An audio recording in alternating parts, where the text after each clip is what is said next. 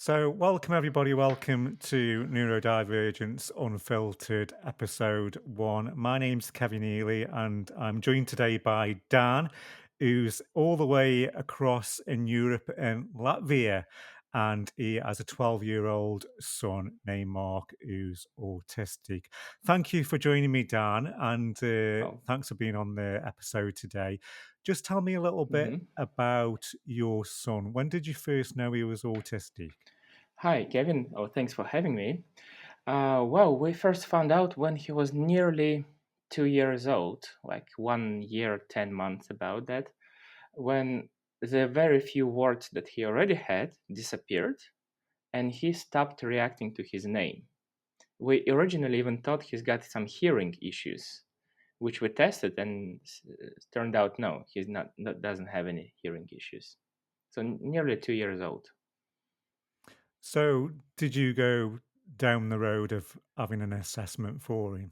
Uh, Not immediately, but very soon, because after we found out that his hearing is actually fine, so my wife started to ask her lady friends, different ones. Well, she knew a couple of psychologists what might be wrong, and we went to one kind of general psychologist. She looked at him. She said, "You need to go to a clinical psychologist. It might be autism." And after that, we had an appointment with a clinical psychologist, which at about the age when our child was about 2.5 years old, actually officially diagnosed him with autism. Okay. So, at that age, did he go to obviously 2 years old? He was coming up to preschool. Did he start nursery, kindergarten then? No, we only started preschool kindergarten when he was no, only when he was 6 years old. Actually, well, 5.5, actually, 5.5 years old, because well, again, mm, there are very very few preschools that can deal with autistic kids in our country. So, tell me a bit about the education system in Latvia and how it works and how it uh, supports people who are neurodivergent and autistic. Well, okay, first I can describe how it works and only then share my opinion.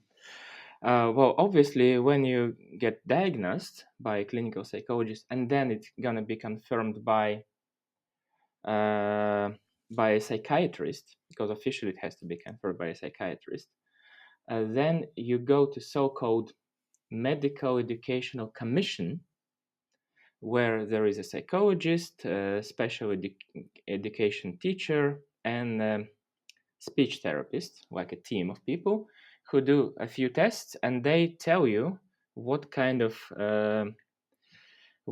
educational code you need. We have a system of educational codes. Unfortunately, it's a total failure, but we still have it.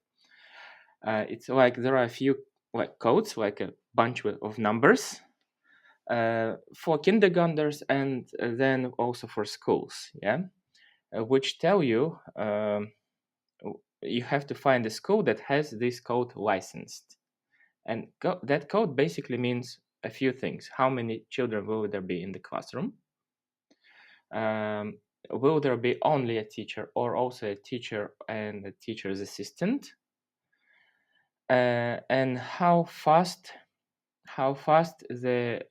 children should go through the school curriculum, whether like in a normal pace like everyone else does, or for example 1 year's curriculum can be split into 2 years much slower. Basically that's all that means, those code system, that kind of support. That's briefly. So going through the education system and your son being at school, is the school a mainstream school or is it a school specialized for children who are autistic?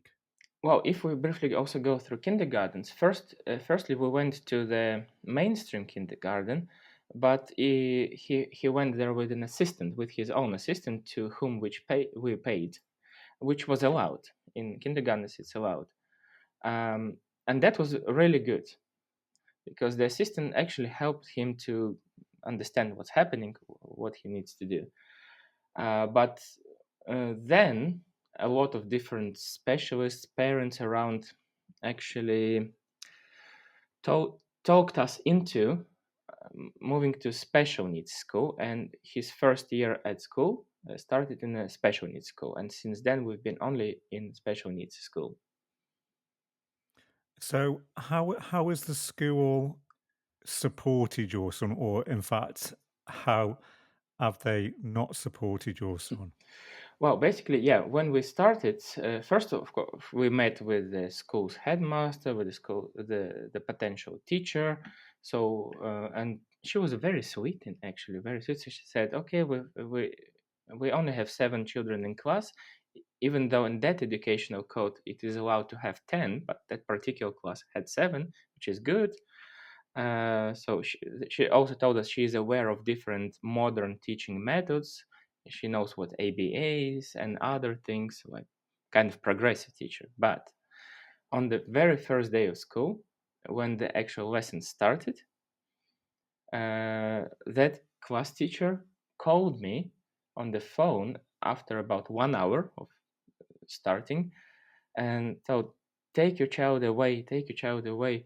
He's just walking around and like vocalizing and doesn't sit down the chair." And she did the same phone call to also our friend's kid as the same.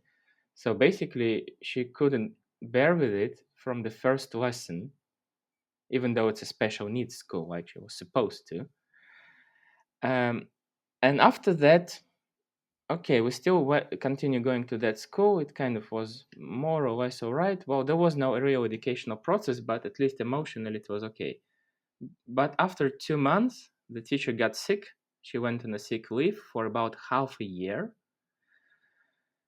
and then all the children in our class were basically being kicked between two other teachers who were kind of substituting her, and they weren't because they had their own classes.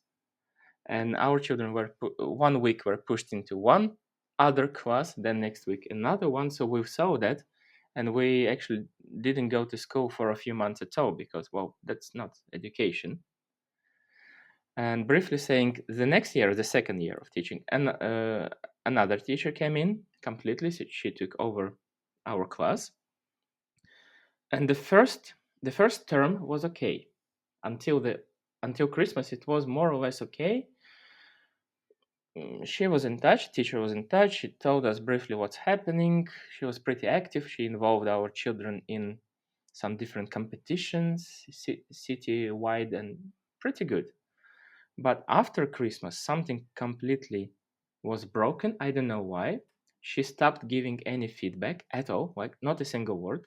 Like just at the end of the school day, she just gave the child back, and that's it. Okay, that's suspicious, but fine. And sometime in about March, in the month of March, we've noticed our child became way nervous than he was, like way very very much anxious, extremely anxious, and um, he started wetting himself every night, and not just wetting, but how to say it, pooping every night during sleep, every single night for a month in a row. And that was already a huge red flag, like what's happening. So we talked to the teacher. We asked her, is everything all right? Maybe there are some children fighting, I don't know, or something's happening. She said, no, it's okay, it's okay. Okay. Then we talked to the school psychologist, described this whole situation because we are worried about what's happening with the child. And and we even went to our own psychiatrist, who, like, he documented that's what's happening. And the school psychologist said, okay, I understand you, I will talk to the school teacher, maybe we'll find another way of studying. Maybe he can only visit school 3 times a week, or like to make it easier or something. And and what happened next, there was a bank holiday, like basically Friday was a bank holiday and 2 more days. So we decided to go on a weekend trip to Norway. Norway is our chill place. We always relax there if something happens. Oslo, particularly. Uh, and before that, on Thursday, it was Thursday, we decided to do that because not our only our child, but our child's friend in the same class had the same issues. So we both parents met, and we started to talk. Something is happening there. So we actually did something which is sounds illegal, but it's actually perfectly legal, of which I have a document confirmation. We put a little recording device, like a coin size, into the backpacks of our children for one day, just for one day, to see what's happening. And then we heard like the full day, like about 5 hours of school, that there was not a single minute of actually lesson happening. She was not teaching at all, like at all. So for all those lessons, children just were sitting in the classroom doing nothing, and because of that going crazy, because doing nothing. There was not even some set of toys to to entertain yourself. Yeah. One child was actually a little bit more communicative, so he was asking once to go to the toilet. She forbid him. That was not our kid, but his friend. Yeah. And the teacher was just making personal phone calls all the time. And the worst thing wasn't that. The worst thing, in the middle, and about third lesson, that school psychologist who we talked to a day before had come into classroom, and for one lesson in a row, school psychologist and the teacher were chatting. While during that, school psychologist was actually sharing everything we told her on her consultation, everything, and calling us idiotic parents all the time. And that was all recorded, and we were like, what's happening? And after we came back from our weekend trip, so we listened to it and we decided not to continue going to that school. Of course, we reported it to the school headmaster, and again, briefly saying, because I can talk about it for hours, but briefly saying, he started threatening us. Like he said, how could you make a recording? It's illegal. It's not, but I found it out later that it's not. Yeah. It's illegal as soon it's perfectly legal as soon as you don't publish it, and we didn't publish it, of course. Yeah. And he was very aggressive, in fact. So we had to report it to the city's Department of Education, like what's happening here, and another commission, the Children's Rights Commission, as well. Yeah, because there was a lot of emotional abuse there. Well, she was between her phone calls, she was shouting at children. And then the long story started. Of course, we never came back to that school. A year later, the school's headmaster was fired, and that particular teacher was fired. But the school psychologist wasn't, even though the education commission department admitted that, yes, she broke the so-called code of conduct because she cannot discuss her client's details with anyone. No psychologist can ever discuss unless they're doing something illegal, obviously. Yeah. And she still works there, and other teachers still work there. We have other parents that we know whose children are there, and basically the approach is always the same. And that was the first school. We spent there nearly 2 years. So is he at the same school, or is he now changed schools? After that we changed schools. So starting from the third grade, we changed schools. Again, we were walking around different schools, talking to their. During the whole spring and summer, we were talking to them, and we've chosen one school which wasn't very far from that one distantly, but looked like it had a better reputation. Looked like. And I would say the first year was positive in terms of emotions. The new teacher, she was like a good human being, like a decent human being. Um, and what I'm saying now seems weird, like it seems it should be by default, but it's not in our education system. She liked children as a whole. Many teachers hate children, unfortunately. And that's not only our experience. But the educational process wasn't really going through because there were, again, 7 children in the class, and she was the only one, and 7 autistic children in the class. And she didn't have any assistant because she's not supposed to have any assistants.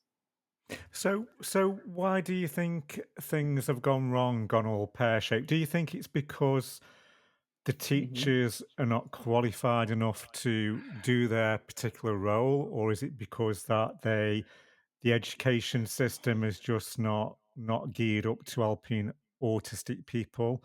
Or do you think that, you know, I don't, I don't, Well, it's just, I, just listening to your story, it's just, it's just horrendous that, people go through this. And it's not just in European countries, it happens in the UK, it happens in America, and it happens, all across the world, unfortunately. And I think it's because the system cannot adapt or and don't get me wrong, there are some great schools out there, there and are. I've been to many who, here in the UK, who do phenomenal work with children and Yeah. young people with autism. But I get you get some schools who, you know, uh, are just not geared up to support and adapt children on the autistic spectrum. Have you raised this with your local MP? Have you raised it with the educational minister? And Yeah. thirdly, have you raised it with the Prime Minister of Latvia? Not that far, but so basically, first I'll probably ask the first question: why is it so? Because it's not our individual situation. At some point, I've joined the Latvian Autism Association, and I've talked to hundreds of parents during different events and meetings, and basically that happens a lot. The only kind of autistic children and teenagers that more or less survive our education system are those on the so-called easy spectrum, Asperger's, kind of easy, You yeah, mean you mean eye functioning? yeah, high Yeah. functioning, So yeah, yeah. so your These son are the only Your ones. son Mark is 12, and he's I would say he's medium, so kind of. is he verbal? Can he communicate? He's um, little verbal, like he can, but only when he wants to. So he cannot be really called high functioning, but he doesn't also have the I would say the dramatic kind of autism. He's like somewhere in the middle. He's like I would say little verbal. Yeah. So I found out that the main reasons for that is first of all, uh, basically the educational system has not changed since the 1970s. Not just in Latvia, but in the whole Eastern Europe. I'm sure about that. So it's been like that old Soviet system where any kind of neurodivergent children were simply isolated in special schools. And this is also the reason why most of the special needs schools have been built on the outskirts of towns. That's another reason for that. So normal people don't see them too much. And basically, the approach hasn't changed.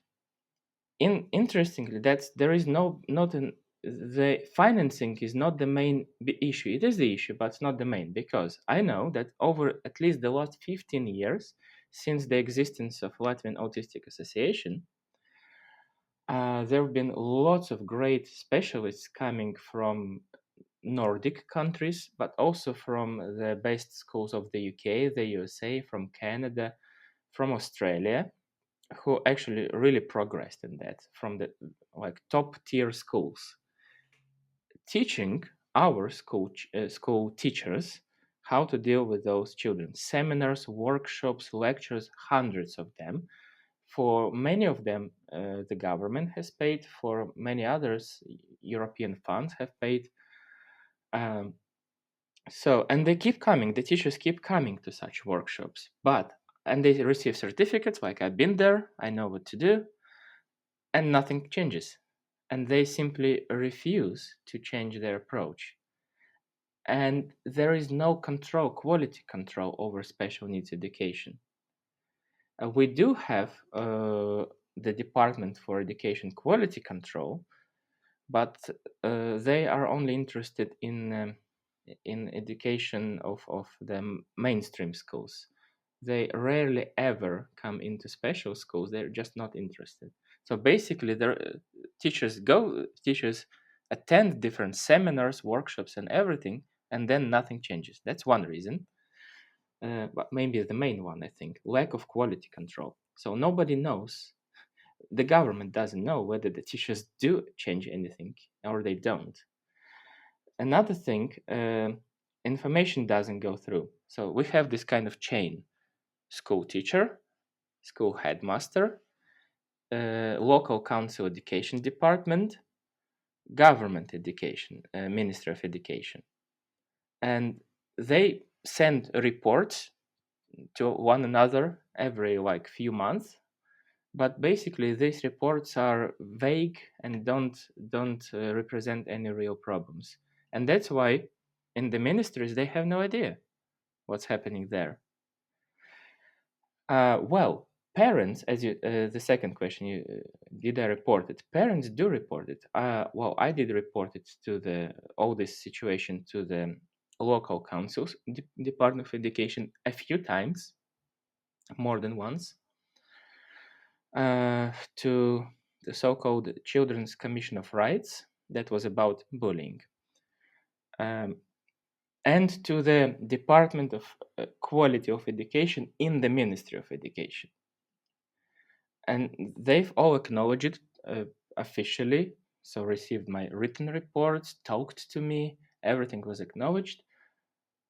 And they even visited the school, where they simply nodded the head at one another and nothing changed, because it's been now 2 years since we've been in our first school, since we left, and nothing has changed.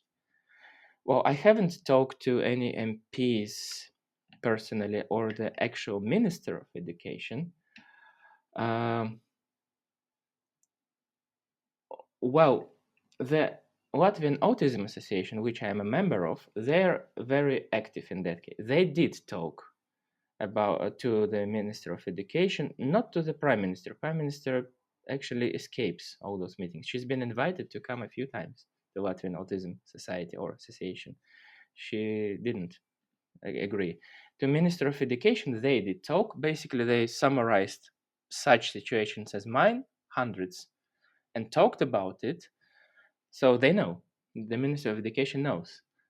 But again, nothing changes. Just doesn't change for some reason. I don't even know. Yeah, I'm just so sorry to hear your story. A part of what I Well, do, I represent a high representative for the International Human Rights Foundation for across Europe. So I'm happy to write a letter on your behalf and your son to the Prime Minister and the Educational Minister to your country as me as a high representative for the International Human Rights that would be Foundation wonderful. because I just think it's appalling. So if at some point if you can just send me a obviously what we've discussed today, but a document of some description of the background information, then I can ask the head office of the International European of Human Rights, which I'm sure they will be happy for me to send a letter to them, and maybe get a meeting arranged with yourself and the educational minister and also the prime minister, because they at the top need to listen to this. Have you ever thought of taking your son out to school and homeschooling, and would you probably relocate to a different country? Wow. First of all, thank you. Yeah, I will send you. I've got a pack of documents where all our issues are acknowledged. The only thing I maybe should translate them into English because obviously they are in Latvian. But we'll talk about this. Thank you for suggesting that help.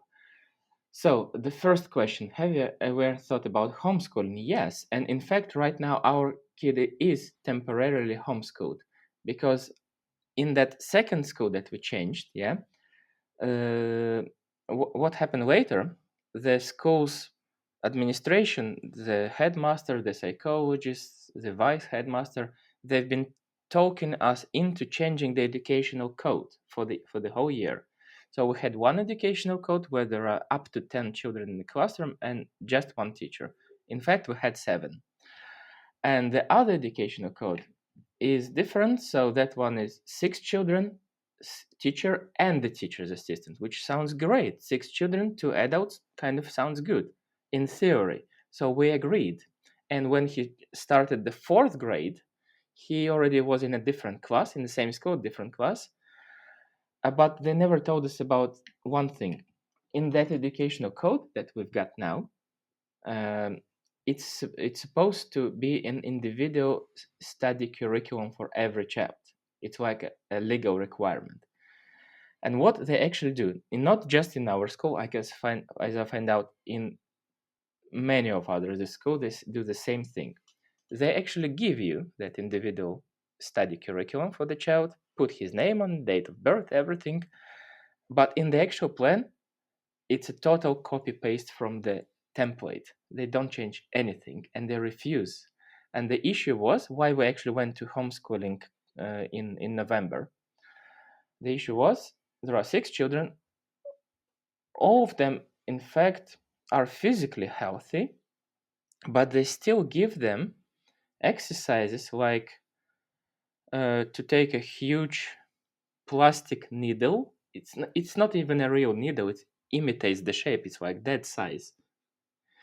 Uh, a piece of carton in which the hole is already pre-made, and you have to imitate the movement of piercing it.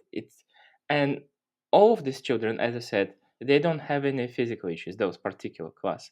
Our child actually knows how to stitch.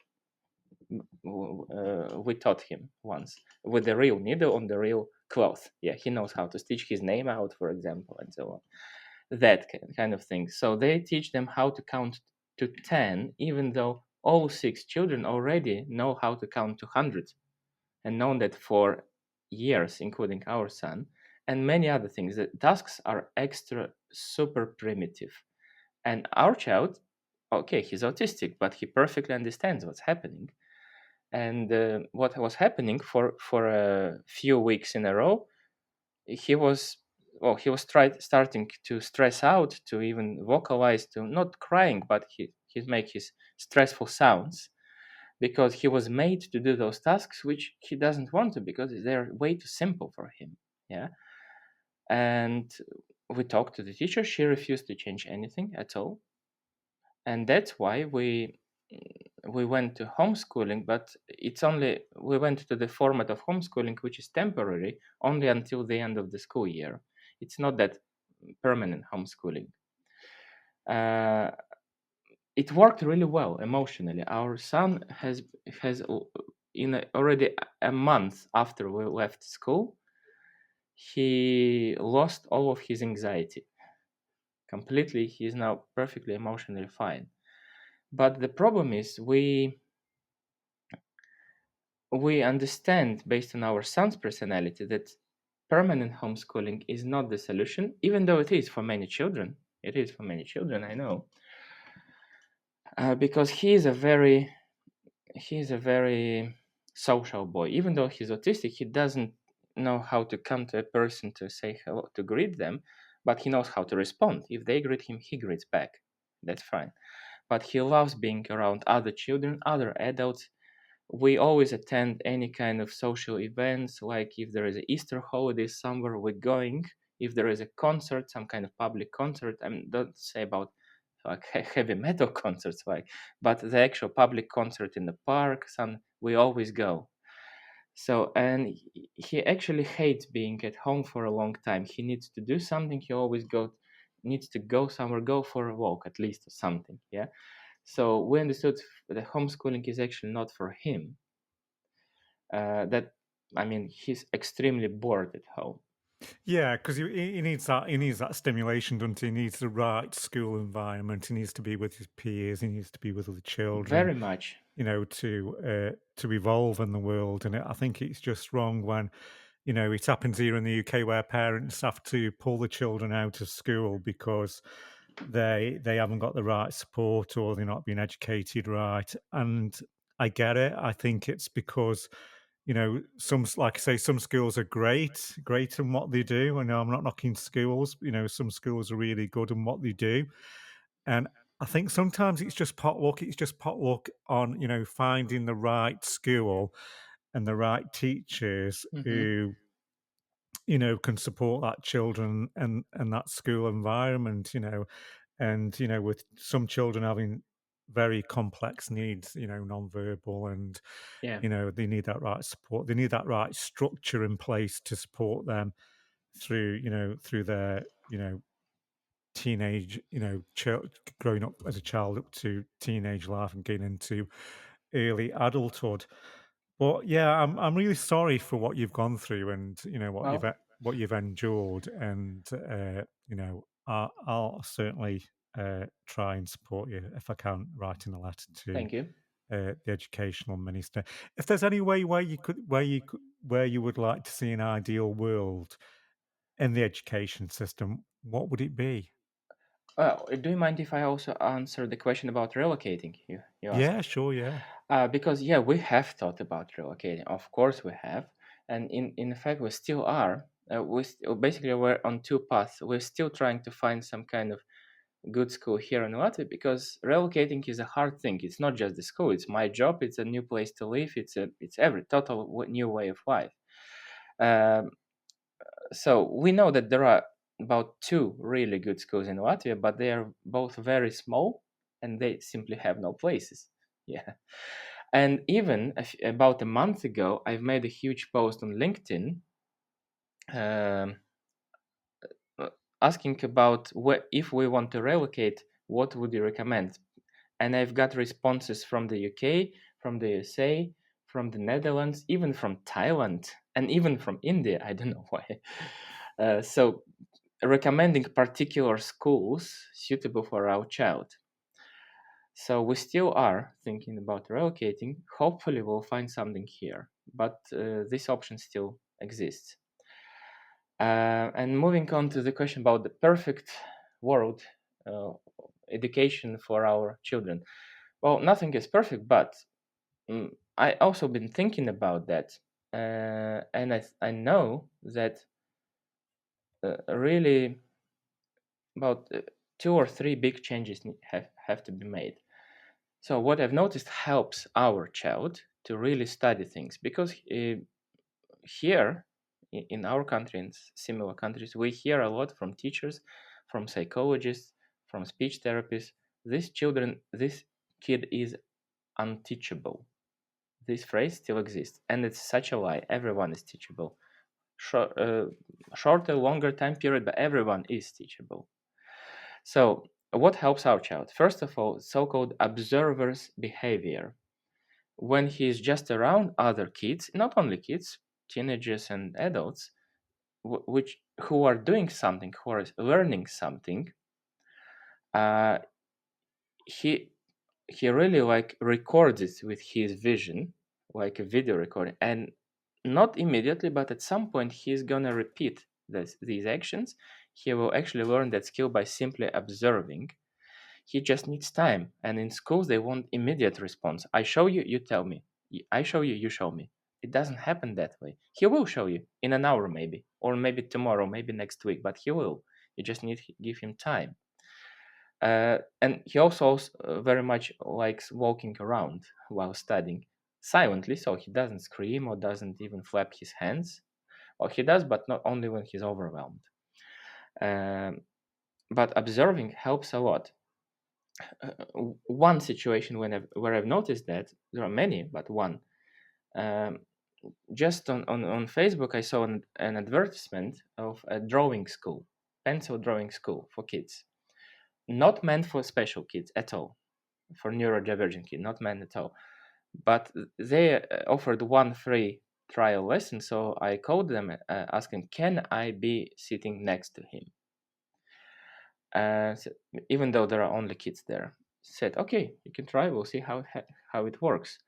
And since then, he's attended about 12 lessons once a week, those drawing lessons, and his drawing skills very much improved. I even have the gallery of how he started and how he's drawing now. And that was a classroom of 10 children, a very small classroom, in fact, 10 children, one drawing teacher, a private one, not a public school. And I can't draw, so I cannot really teach him how to draw. But my role was very simple, just reminding him, like showing, oh, that's something drawn on the board. Can you please draw it here? And he does, and he's a very good. I would say he's copying well, very well. His vision is like copy paste vision, that kind of thing. That worked. It also worked in his ice skating lessons because they happen in a group. Even though that teacher, she's got a real good experience with neurodivergent children, but still it's a group. Ice skating rink is huge. There are the sound echoes there, and it's not an easy situation. But and I can't skate. He has learned how to skate. Of me just being there, basically standing in the middle of the ice rink and just showing him like, Mark, please go here, repeat this after teacher. Mark, please come back.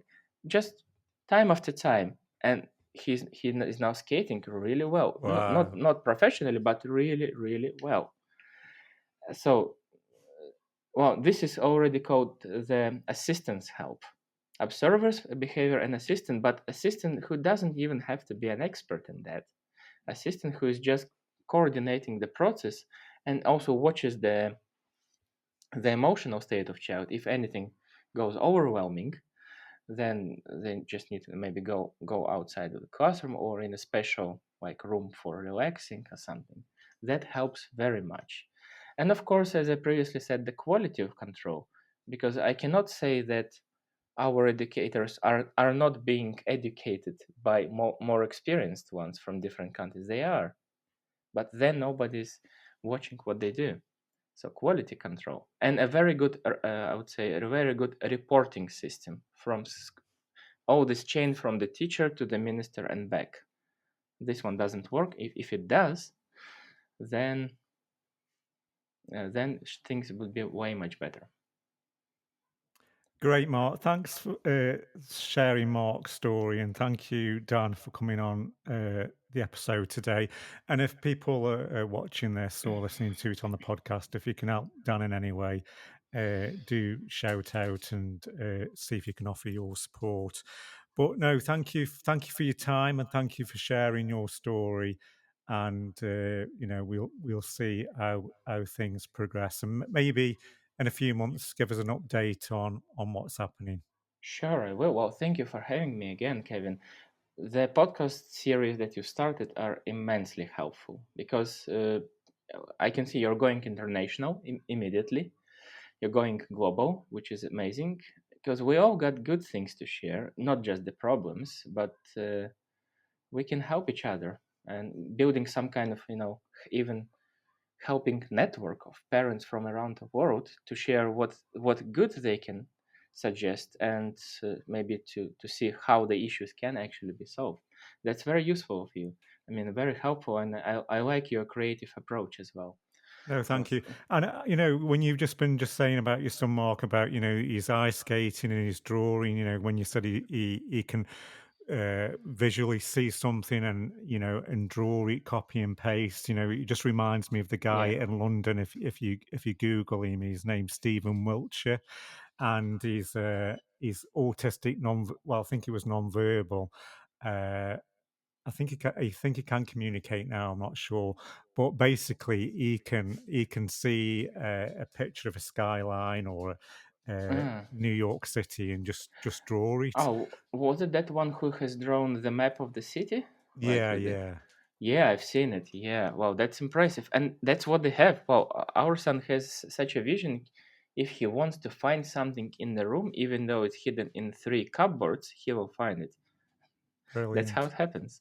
The same, by the way, I want to briefly add the same thing happens with emotions. And one more big change can see that teachers are also not overworked. Unfortunately, they also are in our system, and many of them are burned out.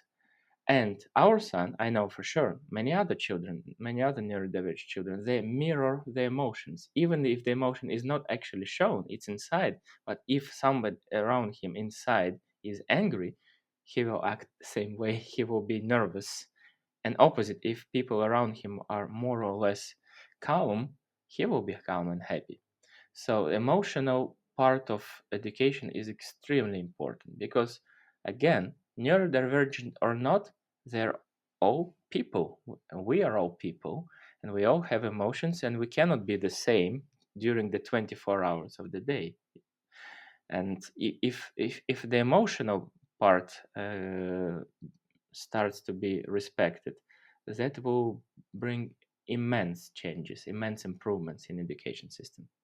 Yeah, and it's all about having the right support, the right intervention, and Yeah, also, just to help the child along the path to, to excel, and by the sounds of it, with his drawing and his ice skating, he just needs that right intervention and that right support just to help him, to help him along. But thank you for sharing your story, and we'll catch welcome. up in a few months' time and We see will. what happens.